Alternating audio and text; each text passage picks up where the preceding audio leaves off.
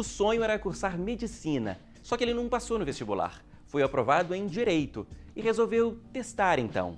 30 anos depois, uma das referências em direito autoral está no Iluminuras. Mestre e doutor em Direito, o advogado Eduardo Licurgo Leite fala sobre livros e autores preferidos.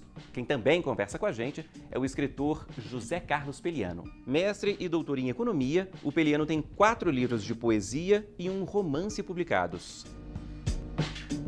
Tudo bem, Peliano? Tudo bem. Muito bem-vindo ao Iluminuras. Muito obrigado. Bom, você tem 5 livros publicados, 4 são de poesia, tem agora o primeiro romance, que a gente vai falar bastante sobre ele aqui hoje, além de antologias. E você fala muito sobre inspiração, que é uma amiga íntima. É isso mesmo? É isso mesmo. A inspiração veio comigo desde criança. Onde eu morava não tinha muita criança por perto e eu tinha que inventar coisas para fazer. E a inspiração me ajudou. Sempre inventando alguma coisa e lendo alguma coisa. Agora, você é economista, tem mestrado e doutorado na área. Isso. Parece antagônico gostar tanto de poesia, publicar um romance, mas não é. Não é, porque existe basicamente 2 tipos de economia. Tem a economia do mercado financeiro, que está sendo muito usado hoje em dia, e tem a economia, digamos, que vê a realidade como um conjunto, que você vê problemas econômicos, sociais, estruturais, etc. Eu sou mais nesse segundo lugar. E para você analisar bem a economia, você tem que ter inspiração para saber como é que as coisas se juntam. E aí a poesia combina porque tem muito a ver uma coisa com a outra. Bom, falando agora sobre romance, seu primeiro romance está aqui comigo, Degrau por Degrau. Você até me explicava aqui que a base é uma história real que você romanceou. O que você pode contar aqui pra gente? O fato real aconteceu há uns 20 anos atrás, contado pela mãe da vítima. Eu estava em viagem pelo interior do Brasil, num restaurante, e encontrei do meu lado uma mesa onde estava a mãe com a menina sentada numa cadeira de rodas, paraplégica e com lesão cerebral. A menina jovem, muito bonita, tipo 15, 16 anos, e conversa vai, conversa vem, e a mãe me confidenciou que ela teve um ataque na casa dela, enquanto a mãe e o pai estavam trabalhando fora de casa, e ela se defendeu da agressão, caiu da escada, degrau por degrau, daí o título do livro, e ficam nessas condições. Esse é o fato real. Em torno dele, eu inventei um romance. Há quanto tempo que você sabe dessa história? Há uns 20 anos. E por que agora que você decidiu publicar? Porque aí tem um problema. Como eu sou poeta eu escrevo, e contista, eu escrevo coisas curtas. Eu sempre achava difícil escrever um romance porque é uma coisa longa, você tem que criar os personagens, você tem que criar o diálogo com os personagens, tem que ter um roteiro, você tem que ter uma história para contar. Eu sempre evitava. Aí quando foi esse ano, em fevereiro, eu estava vendo um programa de televisão e um rapaz de 30 e poucos anos sendo entrevistado por um romance que eu tinha publicado. Aí eu me perguntei, por que não eu? Se um menino de 30 e poucos pode escrever, eu também posso. Esse foi o estopim. E em fevereiro eu escrevi esse livro, em 4 semanas. A inspiração voltou, né? A inspiração está aqui. Voltou toda. E foi ela que me levou a escrever o livro, porque não tinha roteiro, não tinha planejamento, não tinha nada. Pois é, e como é que foi esse processo? Explica para mim, eu tenho sempre essa curiosidade. Você nunca tinha escrito um romance?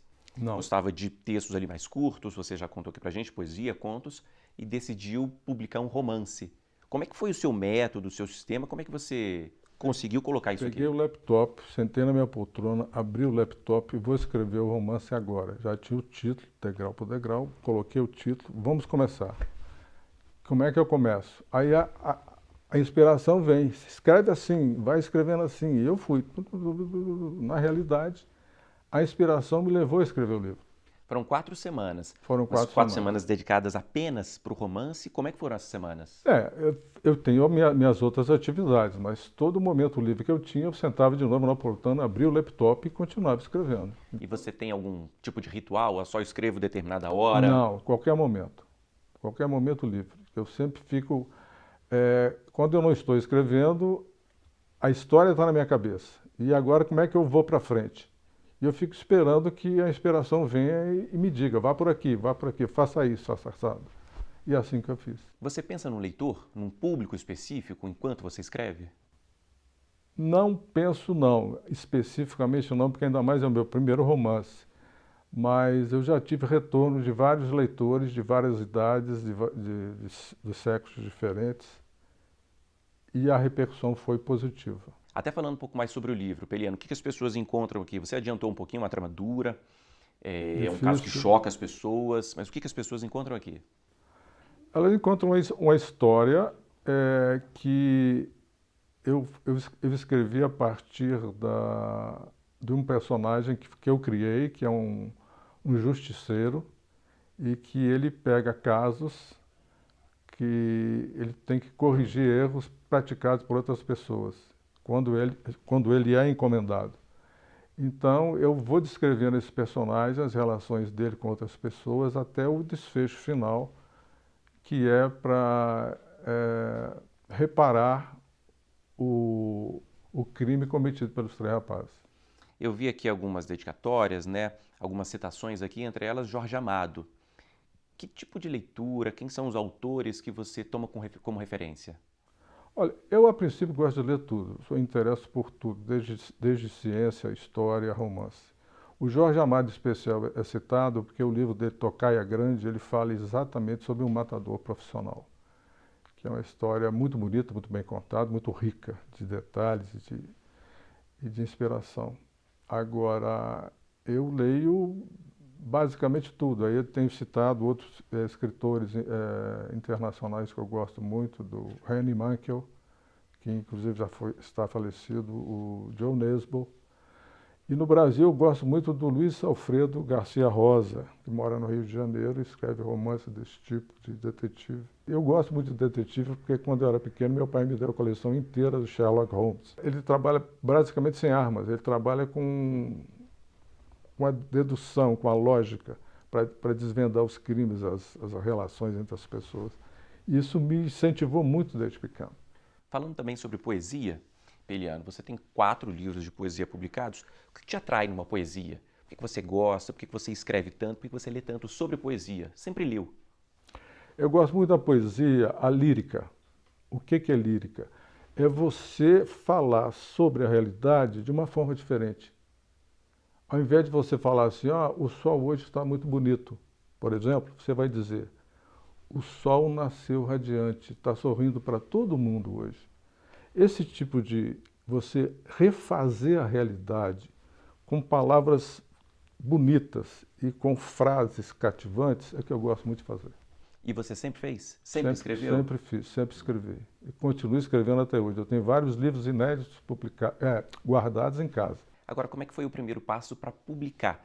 Você escreve muito, há muito tempo, tem 4 livros aí de poesia publicados, além, né, de várias histórias aí espalhadas por antologias. Como é que foi publicar o primeiro livro? O primeiro livro eu publiquei por conta própria. Fui incentivado por 2 poetas amigos já mortos, um Fernando Mendes Viana e o outro Valdemir Diniz. Ambos moravam em Brasília nessa época. E eles me incentivaram muito a publicar. E foi através deles que eu publiquei. O primeiro livro chama Passagem de Nível. Foi o primeiro livro de poesia que eu publiquei.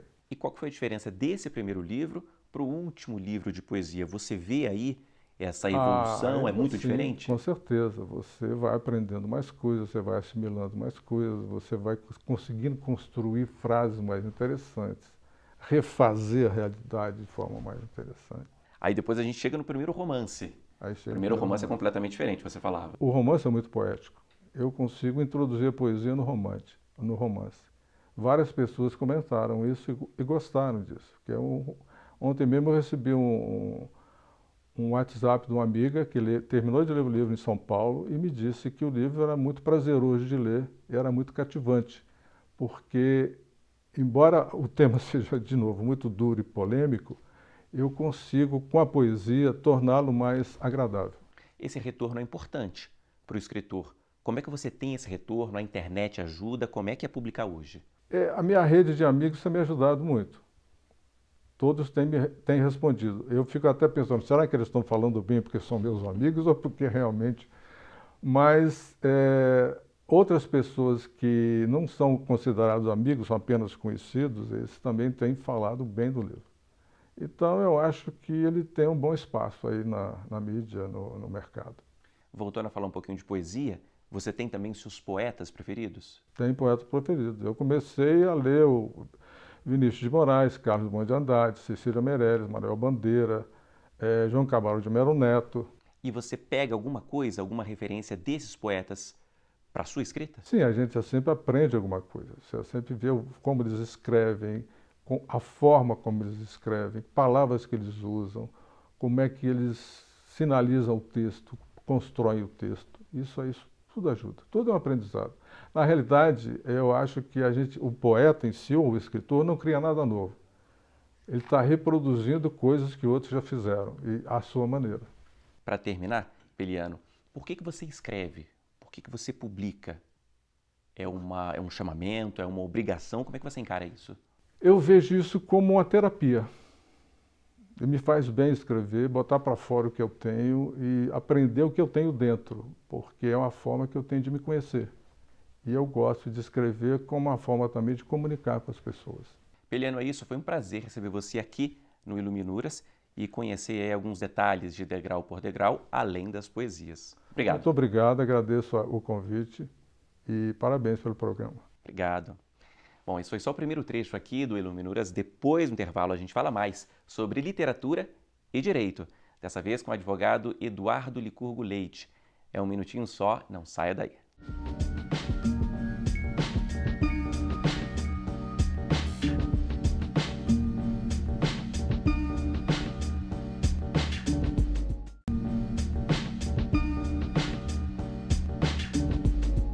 Bom, o Iluminuras está de volta e agora, neste segundo bloco, eu converso com o advogado Eduardo Licurgo Leite, que está aqui. Obrigado pela presença. Obrigado você, Paulo, pelo convite. Bom, você é de uma família de advogados, pai, avô, bisavô, e uma escolha, né, que parecia fácil, não foi. Você tentou medicina? Esse viés familiar, que também vai para a colateral ali, tio avô, etc. Se puder, até cachorro, gato, galinha na família, tinha bastante. Mas eu tentei medicina, é verdade. Eu tentei medicina, eu fiz 8 vestibulares para medicina, fui reprovado em todos. No final da década de 80 não tinha muita escolha, assim, não existiam cursos e mais cursos de medicina, como tem hoje, a oferta era muito restrita. E eu virei meio que um caixeiro viajante de vestibulares para medicina. Em 2 meses, acho que eu fiz os 8 vestibulares ali, entre dezembro e janeiro de 88, 89. E tinha uma faculdade particular aqui em Brasília, que não tinha medicina, mas tinha direito. Eu falei, eu vou fazer para ver. E passei em segunda chamada. Brinco que fui o primeiro colocado da segunda chamada, que não quero dizer mais nada. E aí eu tinha uma opção, tinha 2 opções, né? Se apresentavam na minha frente. Ou era voltar para fazer cursinho para tentar o vestibular no meio do ano, ou fazer aquela faculdade que tinha aberto as portas para mim. Eu falei, vou ver qual é. E eu costumo brincar e digo que estou vendo qual é até hoje. Lá se vão 30 anos essa brincadeira. O que você gosta de ler, Licurgo? O que te dá prazer? Textos jurídicos por razões óbvias, mas eu não leio livros jurídicos quando eu estou descansando, mas eu gosto da vida, da história, das pessoas ou de fatos históricos. Então, costumo ler ou biografias ou livros sobre determinadas pessoas ou histórias de pessoas ou de fatos que as envolvam. Por exemplo, eu terminei de ler Waterloo, a história da Batalha de Waterloo, com Napoleão, enfim, e tem muita coisa ali para se aprender daquilo, né, das relações humanas, do respeito entre os grandes generais. Eu li um livro chamado Devoção, porque eu sou eu faço triatlo, então tem esse outro lado também. Eu gosto do esporte, eu acho que faz com que a gente despaireça um pouco a mente, liberte a mente. E aí Devoção é a história de um pai e de um filho. Ele, um americano, que tem um filho com paralisia cerebral e que na década de 60 e 70 quer participar de tudo. E vira o maior exemplo para a gente, porque eles vão fazer o triatlon, vão fazer o Ironman, o pai sempre levando o filho. E esse ano, no Havaí, lá estavam eles de novo. Então é um exemplo isso, e eles que eu estou falando, o filho já deve ter uns 50 e tantos anos de idade. E é um senhor exemplo de vida das pessoas. Agora eu estou lendo 2 livros simultaneamente. Minha esposa diz que eu sou maluco, porque são passagens do Antonin Scalia, que era um juiz da Suprema Corte americana, um conservador, mas que dava o tom médio da Suprema Corte. Ele é que era o ponto de equilíbrio, e um cara com um humor muito refinado. Extremamente inteligente, faleceu recentemente, e eu resolvi olhar para aquele cara conservador e ver o que ele pensava.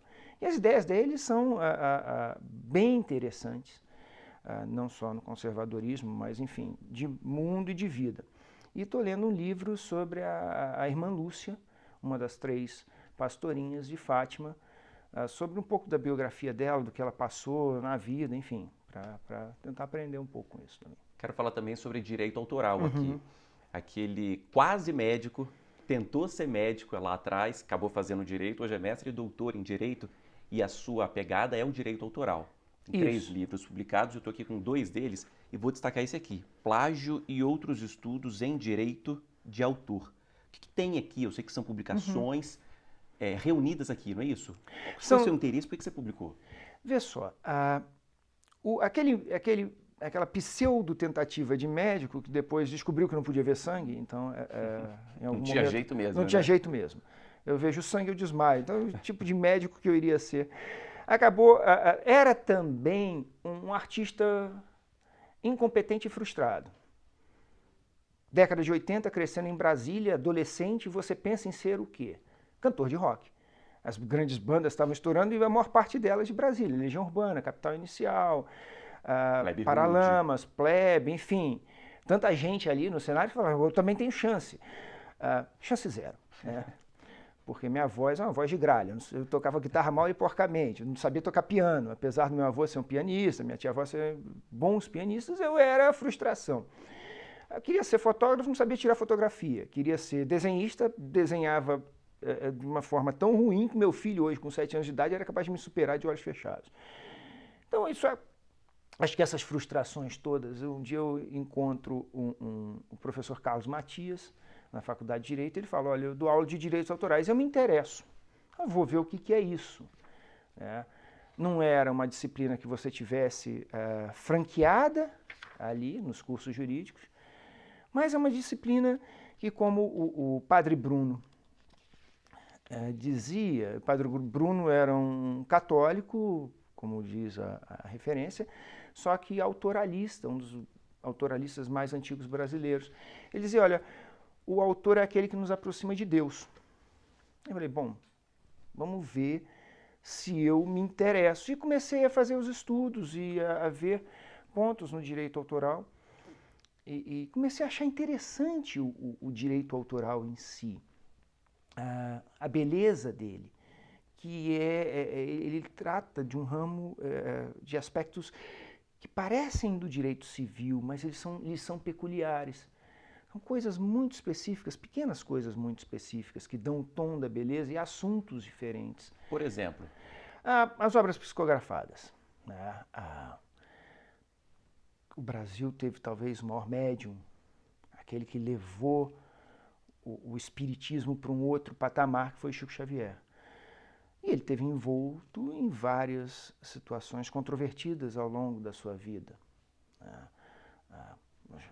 Se nós pegarmos as outras diversas religiões, talvez as situações com Chico de controvérsias, de questionamentos, tenham se repetido.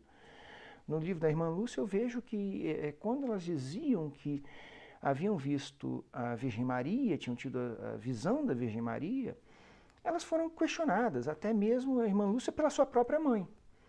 E o Chico também era questionado, ele foi questionado, né?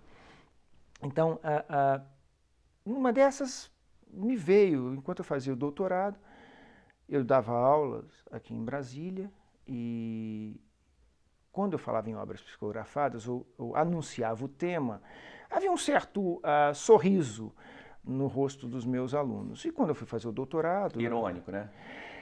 Irônico, meio de... ou algo meio incrédulo, assim. Não acredito que vão tratar de um tema desses aqui, mas é um tema relevante para o direito autoral, porque você precisa saber, e que foi posto à aprovação em juízo com o Chico. E aí, durante o doutorado, eu estava assistindo uma aula com o meu orientador, estava ali, sentado, meio de bicão, eu não precisava fazer aquela disciplina, uma disciplina básica para o curso de Doutorado Direito. você fez nos Estados Unidos. Doutorado nos Estados Unidos. E ele fala, olha, na aula que vem nós vamos falar sobre obra psicografada, e uma gargalhada. No dia seguinte, por coincidência, eu tinha um encontro com o Iasi, que era o meu orientador. Eu falei, Peter, a reação que você teve nessa situação foi exatamente a mesma que eu tenho dos meus alunos. E aí ele me perguntou, vocês têm obra psicografada no Brasil? Eu falei, temos a discussão. Ele falou, nós temos aqui. E aí unimos, ficamos trocando figurinhas, vamos dizer assim. Ele me passava dados sobre os processos ingleses e americanos e eu passava para ele dados sobre o caso do Chico. Até um dia que eu recebi um convite do Gonzaga Adolfo. O Padre Bruno tinha falecido e o pessoal do Sul queria organizar um livro para o Gonzaga, em homenagem ao Padre Bruno. Eu falei, olha, tudo bem, mas eu posso escrever sobre obras psicografadas? Achei que eu falei, isso é uma heresia, né? Eu estou cometendo um crime e vou para a fogueira daqui a pouco, vou me queimar vivo aqui. Ele falou, pode. E aí eu peguei e movido por aquilo, porque eu já estava na pesquisa de obra psicografada, não era o tema da minha tese. Mas como ali você está trocando muita informação sobre coisas que estão acontecendo, acabou saindo um texto que o título original era Bu, Assombrando o Direito Autoral, mas aí o editor achou que era um pouco demais essa minha liberdade criativa, falou, não, vamos tirar o Bu, e vamos deixar só Assombrando o Direito Autoral. E depois, enfim, aí eu fui acabando, durante o doutorado eu fui escrevendo outros textos, pequenos textos de assuntos, sobre assuntos paralelos. Eu escrevi sobre obra órfã, escrevi sobre a pirataria e o movimento punk, então um texto que tem um sugestivo nome de Punkirataria. E eu acabei reunindo esses textos, como eu havia feito no primeiro livro que eu escrevi, em que haviam textos escritos, às vezes em razão do meu trabalho ou por pesquisa, por paixão. No primeiro livro até tem um texto que eu tive uma colaboração grande do Padre Bruno, porque como ele conhecia muito da história do princípio do século XX, do direito autoral e várias decisões, ele falou, olha, sobre esse tema tem uma decisão do Supremo de 34. Eu falei, padre, não me manda lá o número do processo. Ele me mandou o número, eu fui pesquisar. E aí reuni no primeiro livro. E aí nesse segundo livro eu também acabei reunindo esses textos que eu escrevi, mas o segundo livro são os textos que eu escrevi mais durante o doutorado. Levou quase 10 anos para ser concluído. Para terminar, Licurgo, uma curiosidade. Você que estuda o direito autoral, na hora de ler, tem alguma diferença? Não. Tem na hora em que eu assisto um filme. Porque eu sou o único cara que fica no cinema até o final para ver os créditos. Além do filme, eu quero ficar vendo os créditos para ver como é que as coisas estão postas lá. Não, porque eu acho que o advogado autoralista, como advogado, o Scalia dizia o seguinte, numa palestra ele disse, olha, o advogado é o cara que tira as cores de tudo. O advogado, muita gente diz que o advogado não tem relação com a arte direta, porque não tem, porque a gente vê as coisas de um modo frio, gélido, então tira as cores. A aquarela para o advogado é preta e branca, talvez com leve tons de cinza. Mas esse advogado, ele é essencial para criar um sistema, não só o advogado, mas os operadores do direito, para que se dê uma estabilização social que promova a cultura por aqueles que têm o dom.